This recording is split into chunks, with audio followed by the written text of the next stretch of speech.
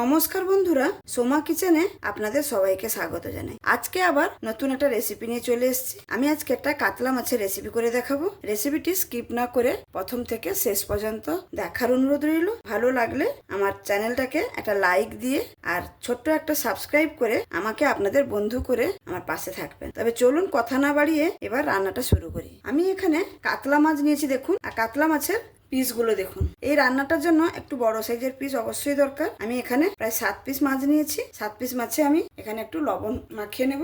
এই রান্নাটাতে কিন্তু কোনো হলুদ ব্যবহার হবে না, খালি লবণটাই একটু মাখিয়ে নিতে হবে। আর এখানে আপনারা চাইলে লেবুর রসও একটু ব্যবহার করতে পারেন, কিন্তু আমি এখানে ব্যবহার করছি না, যেহেতু আমি রান্নাটাতে টক দই ব্যবহার করব, সেই জন্য এখানে আমি লেবুর রসটা ব্যবহার করছি না। আর আপনারা যদি টক দই না ব্যবহার করেন, একটু লেবুটা মাখিয়ে নেবেন। আর আমি রেসিপিটা একদম সহজভাবে কিন্তু দেখাতে চেয়েছি, বাড়িতে থাকা উপকরণ দিয়েই বানিয়ে নিতে পারবেন। ভালো করে আমি লবণটা মাখিয়ে নিয়েছি। এবার আমি এটাকে রেখে দেবো 10-15 মিনিটের জন্য। এই রান্নাটাতে বেশ কিছু মশলা বানিয়ে নিতে হবে। তার জন্য দেখুন আমি এখানে একটা মিক্সারের জার নিয়েছি। আমি একে একে মশলাগুলো বানিয়ে নেব।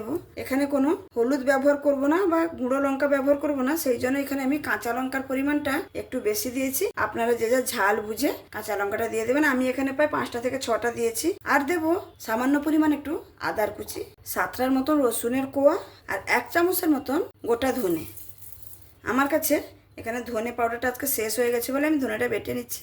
আপনাদের কাছে যদি ধনে গুঁড়ো থাকে সেটাও ব্যবহার করতে পারেন। তো সামান্য একটু জল দিয়ে আমি মশলাটাকে পেস্ট করে নিই। এখানে দেখুন মশলাটা আমি একদম সুন্দর মিহি পেস্ট করে বেটে নিয়েছি। এখানে আরেকটা মশলা করে নিতে হবে, সেজন্য আবার মিক্সার জারটাকে ধুয়ে নিয়ে মাস্ক মেলনের সিড নিয়েছি। আপনারা চাইলে 4 মগজও নিতে পারেন, 1 চামচের মতন নিয়েছি। তারপরে 6টা থেকে 7টা কাজু বাদাম নিয়েছি। 1 চামচের মতন পোস্ত নিয়েছি। পোস্তটাকে আমি আগে গুঁড়ো করে নিয়েছিলাম, সেখান থেকে 1 চামচের মতন দিয়েছি। এটাকেও সামান্য একটু জল দিয়ে ভালো করে পেস্ট করে নেব। এই মশলাটাও আমার এখানে বাটা হয়ে গেল, দেখুন একদম মিহি পেস্ট করে বেটে নিয়েছি। আমার এখানে সবকিছু বাটাবাটি রেডি হয়ে গেল। এবার রান্নার কাছে চলে যাব। আমি এখানে কড়াই বসিয়ে কড়াইয়ের মধ্যে কিছুটা পরিমাণ জল দিয়েছি। জল দিয়ে দেখুন এই যে পেঁয়াজগুলো, আমি রান্নাতে যে পেঁয়াজগুলো ব্যবহার করবো, পেঁয়াজগুলোকে একটু সেদ্ধ করে নেব।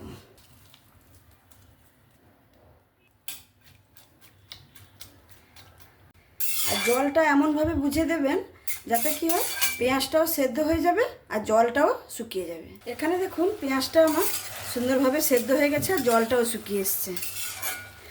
দেখে নিশ্চয়ই বুঝতে পারছেন পেঁয়াজটা কত সুন্দরভাবে সেদ্ধ হয়ে গেছে। এরকমই সেদ্ধ করে নিতে হবে পেঁয়াজটাকে। আবারও আমি এখানে কড়াইটাকে ধুয়ে পরিষ্কার করে বসিয়ে দিয়েছি। এবার আমি মাছটা ভেজে নেব। তার জন্য পরিমাণ মতন তেল দিয়ে দেবো। তেলটা এখানে আমার গরম হয়ে গেছে। আমি মাছটা ভাজার আগে তেলের মধ্যে সামান্য একটু লবণ দিয়ে দেব। এই লবণ দেওয়ার কারণে মাছটা কিন্তু কড়াইতে আর লেগে যাবে না। এবার আমি একটা একটা করে মাছ ভেজে নেব।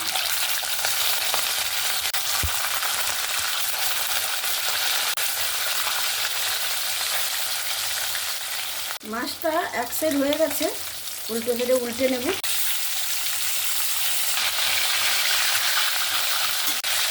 এক সাইডটাও হতে দেবো। মাছটা এখানে 2 সাইড ভালো করে ভাজা হয়ে গেছে। দেখুন আমি এরকমভাবেই ভেজেছি। এর থেকে কিন্তু বেশি কড়া করে ভাজা যাবে না। মাছটাকে আমি এবার তুলে নিচ্ছি। বাকি মাছটাও আমি ওইভাবে ভেজে নেব। এই মাছগুলো আমার সুন্দরভাবে ভাজা হয়ে গেল। দেখুন এগুলোও তুলে নিচ্ছি। এখানে আমি মাছ ভাজা তেলটাই এখানেই রান্না করে নেব। মাছ ভাজার তেলটা যতটাই আছে, তেলটা তো গরম হয়ে গেছে। এবার আমি ফোড়ন করে নেব। ফোড়নের জন্য এখানে আমি 3টে শুকনো লঙ্কা, সামান্য একটু গোলমরিচ, একটা তেজপাতাকে দেখো ছিঁড়ে দিয়ে দিয়েছি, আর এখানে 1 চামচের মতন মৌরি। এই রান্নাটাতে মৌরিটা ব্যবহার করা খুবই জরুরি। ফোড়নটাকে একটু ভেজে নেব ভালো করে। এখানে আমার ফোড়নটা হয়ে গেছে, ফোড়ন থেকে একটা সুন্দর গন্ধ বেরোচ্ছে।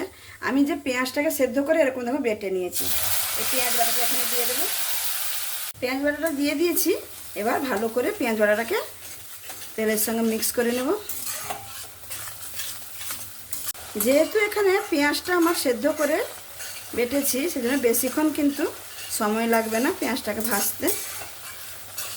এখানে দেখুন 2 থেকে 3 মিনিটের মতন আমি পেঁয়াজটাকে ভেজে নিয়েছি। উপরে কীরকম তেল এসছে। এবার আমি আদা, রসুন, কাঁচা লঙ্কা আর ধনে যেটা বেটে রেখেছিলাম গোটা ধনে, সেটা এখানে দিয়ে দেব। দিয়ে আবারও ভালো করে একটু মিক্স করে নেব। এখানে আমি আদা, রসুন, কাঁচা লঙ্কা, ধনেটাকেও ভালো করে 5 মিনিটের মতন কষিয়ে নিয়েছি। দেখুন উপরে তেলটা চলে এসছে। এবার আমি যে কাজু আর পোস্ত আর চারমগজ যেটা বেটে রেখেছিলাম সেটা এখানে দিয়ে দেব। দিয়ে আবারও ভালো করে মিক্স করে নেব। এখানে আমি কাজুর পেস্টটা দিয়েও ভালো করে কষিয়ে নিয়েছি। দেখুন গ্রেভিটা দেখে নিশ্চয়ই বুঝতে পারছেন যে কত সুন্দরভাবে হয়েছে, তেলটা উপরে চলে এসছে। আমার এই রেসিপিটা যদি এই পর্যন্ত আপনাদের ভালো লেগে থাকে তাহলে অবশ্যই আমার সঙ্গে থাকবেন, একটা লাইক, শেয়ার এবং সাবস্ক্রাইব করে। আমার এটা কষানো হয়ে গেছে। এবার আমি ফেটিয়ে রাখা দই দিয়ে দেব। এখানে কিন্তু আমি দইটা বেশি ব্যবহার করিনি, এই বড় চামচের 2 চামচের মতন দইটা ব্যবহার করেছি। দিয়ে ভালো করে আবার মশলার সঙ্গে মিক্স করে নেব।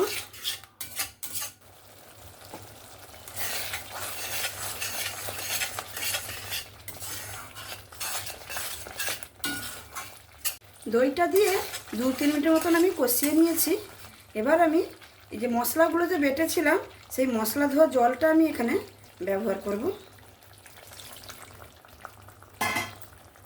একটু মশলা ধোয়া জল আমি দিয়ে দিলাম। এরপরে আমি একটু সামান্য চিনি দেব। দই আছে একটু ব্যালেন্স করার জন্য চিনি একটু দেবো। আপনারা যদি চিনি না পছন্দ করেন, চিনি খেতে যদি না পছন্দ করেন তাহলে চিনিটা দেবেন না, কিন্তু এই রেসিপিটাতে একটু চিনি দিলে খেতে কিন্তু খুবই ভালো লাগে। এবার দিয়ে দেবো পরিমাণ মতো লবণ। আপনারা নিশ্চয়ই লক্ষ্য করেছেন আমি এখন পর্যন্ত লবণ ব্যবহার করছিলাম না, লবণ দিয়ে দিলাম। আর এখানে আমি একটু দেবো, যেহেতু এখানে আমি হলুদ ব্যবহার করিনি রান্নাটাতে, সেই জন্য একটু সামান্য পরিমাণে একটু কাশ্মীরি লঙ্কার গুঁড়ো দেবো, যাতে কালারটা খুবই সুন্দর আসবে। দিয়ে ভালো করে সমস্ত কিছু দেওয়া হয়ে গেছে। এবার ভালো করে আমি এটাকে ফুটিয়ে নেব গ্রেভিটাকে। মশলাটা এখানে সম্পূর্ণভাবে কষিয়ে নিয়েছি। এবার আমি পরিমাণ মতন জল দিয়ে দেব। জলটা দিয়ে ভালো করে মিক্স করে নিলাম। এবার একটু ফুটতে দেব।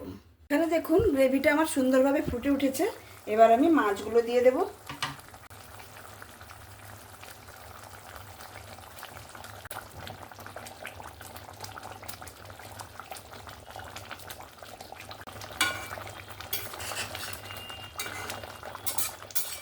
মাছটা দিয়ে এখানে ভালো করে আমি নাড়াচাড়া করে নিয়েছি। এবার আমি একটা ঢাকনা দিয়ে ঢেকে দেব 5 মিনিটের জন্য। 5 মিনিট হয়ে গেছে। আমি এবার ঢাকনাটা খুলে নিচ্ছি। দেখুন কত সুন্দর একটা কালার এসছে হলুদ ছাড়াই। এই রান্নাটা কিন্তু খুবই অসাধারণ একটা রান্না।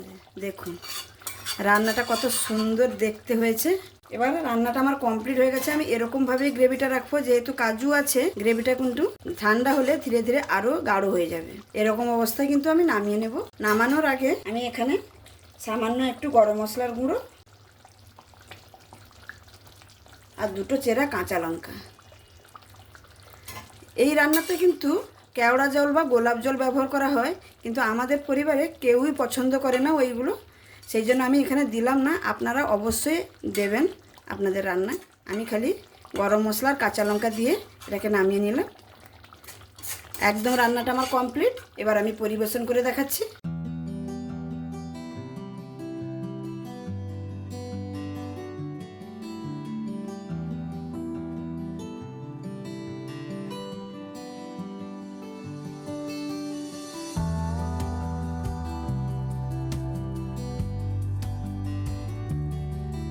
তাহলে বন্ধুরা আপনারা দেখলেন রেসিপিটা কেমন করে বানালাম। আশা করি আপনাদের সবার খুবই ভালো লেগেছে। একবার আপনারা আমার এই রেসিপিটি আমার মতো করে বাড়িতে বানিয়ে দেখতে পারেন। আশা করি খুবই ভালো লাগবে। তাহলে বন্ধুরা আমার এই রেসিপিগুলো ভালো লাগলে আপনারা আমার চ্যানেলটিকে লাইক, শেয়ার ও সাবস্ক্রাইব করে আমাকে আপনাদের বন্ধু করে পাশে রাখবেন। আমি আজকের মতো এই ভিডিওটি এখানেই শেষ করছি। আবার দেখা হবে অন্য কোনো দিন অন্য কোনো রেসিপির সঙ্গে। সবাই ভালো থাকবেন, সুস্থ থাকবেন, সাবধানে থাকবেন। ধন্যবাদ।